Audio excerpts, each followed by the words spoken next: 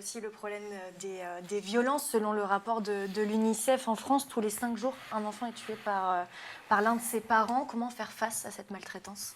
Alors, c'est le rapport de l'UNICEF, et puis c'est même un rapport de l'Inspection générale des affaires sociales. C'était quand je suis arrivé, quand j'ai été nommé en janvier 2019, je suis rentré dans mon bureau. C'était le rapport m'attendait sur mon bureau. Et je peux même vous dire que c'est même un enfant tous les 4 jours qui meurt sous les coups de ses parents, parce que dans le chiffre de 1 sur 5, on ne tient pas compte les néonaticides et puis les syndromes de bébé secoué, non décelés, etc. Donc c'est un enfant tous les 4 jours.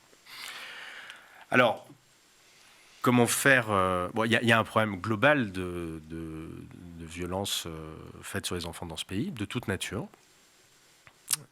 Les violences les plus, j'allais dire, il n'y a pas de hiérarchie, moins bien, mais ce qu'on appelle les violences éducatives ordinaires, c'est la petite fessée, petite baffe, ça fait pas de mal. Bon.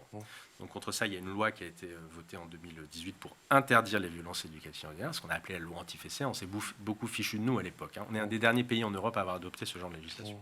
Mais c'est rappelé dans le Code civil, c'est rappelé quand vous vous mariez à la mairie, que en fait, l'éducation d'un enfant se fait sans violence, qu'elle soit physique ou psychologique. Voilà. Et c'est, à un moment, la loi est là pour marquer des normes sociales. Voilà. Et je pense qu'il y a 10 ans, quand il y avait un môme qui se prenait une baffe dans un supermarché, personne ne bougeait. Et je pense qu'aujourd'hui, ça se passe. Il y a 5 personnes qui vont venir voir pour dire aux parents, c'est pas comme ça qu'on fait. François Bayrou pourrait plus faire la petite remontrance qu'il avait fait à l'époque. Peut-être pas, effectivement. Donc ça, c'est une première chose. Il y a ensuite les violences sexuelles, qui sont un drame dans notre pays, avec la question de l'inceste. Mais l'inceste n'est pas... La famille est effectivement l'endroit où se passe le plus, où le plus de violences sexuelles se produisent. Mais il y a aussi d'autres milieux. Les institutions, les proches, qu'il ne faut pas omettre.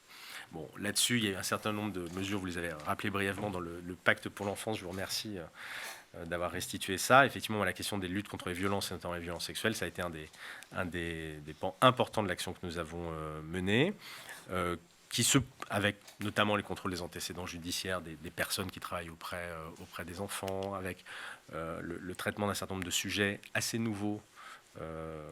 Je pense à la question de la prostitution des mineurs, parce que nous avons élaboré le premier plan de lutte contre la prostitution des mineurs, qui est un sujet à peine émergent. Bref, un plan de lutte contre les violences qui va se poursuivre, puisque j'ai compris, elle l'a annoncé que la secrétaire d'État à l'enfance était en train de préparer le plan qui allait suivre. Je crois que des annonces seront faites à la rentrée. Et puis par ailleurs, j'avais créé la commission indépendante sur l'inceste et les violences sexuelles, coprésidée par le juge Édouard Durand et Nathalie Mathieu, qui avait pour objectif d'écouter la parole des victimes. Ils ont fait un travail formidable à cet égard, d'essayer d'objectiver un petit peu ces violences et puis de formuler un certain nombre de préconisations.